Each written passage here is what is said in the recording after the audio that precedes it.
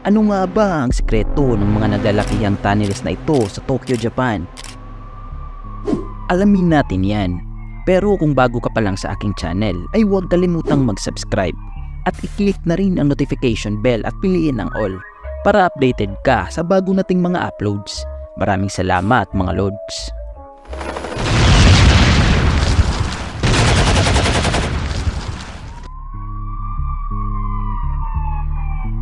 May ilang mga syudad sa mundo na hinuhubog ng tubig.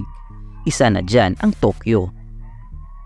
Ang syudad na ito na isa sa mga pinakamaraming syudad at may pinakamalaking populasyon sa buong mundo ay dinadaluyan din ng maraming ilog at kanal.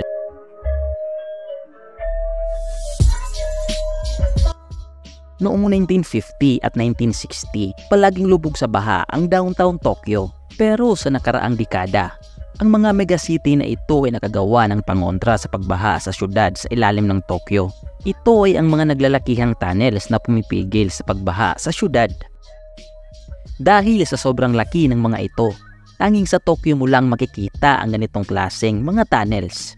Ang Tokyo ay actually isang challenging na lugar sa paggawa ng isang megacity. Mababa, malambot na lupa, parating binabagyo at nililindol pa, at mahigit sa 100 square kilometers ng syudad ay mababa sa sea level. At samahan mo pa ng mabilis na industrialisasyon. Maraming ang parte sa syudad ang lumubog sa lupa dahil nga sa climate change. May tinatawag na guerrilla rainstorm o pabigla-biglang pagbuhos ng malakas na ulan ang Tokyo.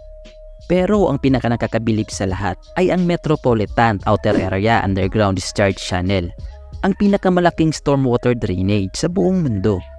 13 taon at 3 bilyong dolyar ang kinakailangan para makumpleto ang drainage system na ito. At sa ilalim ng pasilidad na ito ay parang isang katedral sa ilalim ng lupa.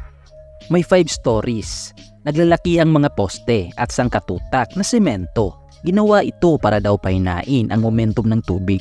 Hindi ito mapupuno at palaging nagpapalabas ng tubig sa Edo River. By average, napapasukan ng overflow ang pasilidad na ito 7 times a year. Pero ang pasilidad na ito ay dulo lamang ng isang mahabang tunnel.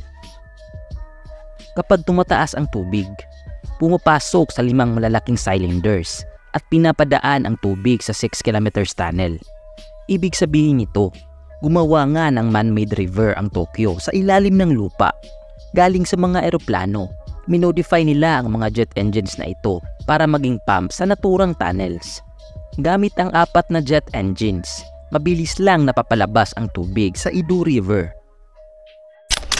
Ito ay isa sa mga naglalakihang mga cylinders na kumukolekta ng umaapaw na tubig. Kaya daw nitong pasukan ng isang space shuttle.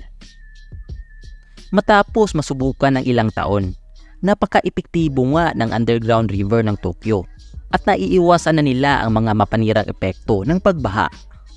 Pero kahit may magandang tunnel system na ang syudad, ang ilang mga daanan ng sasakyan sa Tokyo ay binabaha pa rin at kailangan ding baguhin at i-improve.